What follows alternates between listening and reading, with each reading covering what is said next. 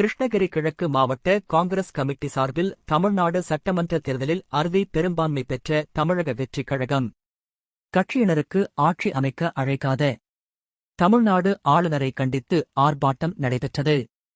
கிருஷ்ணகிரி கிழக்கு மாவட்ட காங்கிரஸ் கமிட்டி சார்பில் கிருஷ்ணகிரி புதிய பேருந்து நிலையம் அருகில் உள்ள அண்ணா சிலை முன்பு கிருஷ்ணகிரி கிழக்கு மாவட்ட காங்கிரஸ் கட்சியினர் தமிழ்நாடு சட்டமன்ற தேர்தலில் பெரும்பான்மை பெற்ற தமிழக வெற்றிக் கழகம் கட்சியினருக்கு ஆட்சி அமைக்க அழைக்காத ஆளுநர் கண்டித்து மாபெரும் கண்டன ஆர்ப்பாட்டம் நடைபெற்றது. இந்த கண்டன ஆர்ப்பாட்டத்திற்கு மாவட்ட தலைவர் எம்.சி.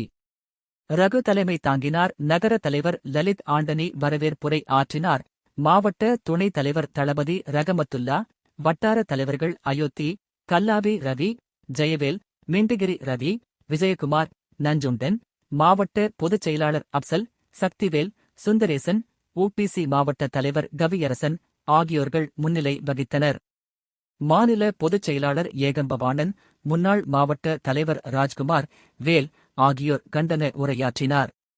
இந்த நிகழ்ச்சிகள் கலந்து கொண்டவர்கள் முன்னாள் நகர தலைவர் வின்சென்ட், ஜாவித்கான், சிறுபான்மை பிரிவு மாவட்ட தலைவர் முனீர், மீனவரணி செல்வம், சம்பத், சொக்கலிங்கம், செந்தில்குமார், மாரியப்பன், சின்னத்தம்பி, மத்தூர் பாபு, அண்ணாதுரை, லோகநாதன், சங்கர், வெங்கடபதி, முயின், டேனியல், பழனிச்சாமி, கருணாமூர்த்தி, ஹரி, முனவர், ஏழுமலை, திம்மராயன், அமாவாசை, வெங்கடாசலம், கோதண்டம், சேகர் உள்ளிட்ட ஏராளமான காங்கிரஸ் கலந்து கொண்டனர். வட்டார தலைவர் சித்திக் நன்றி உரையாற்றினார்.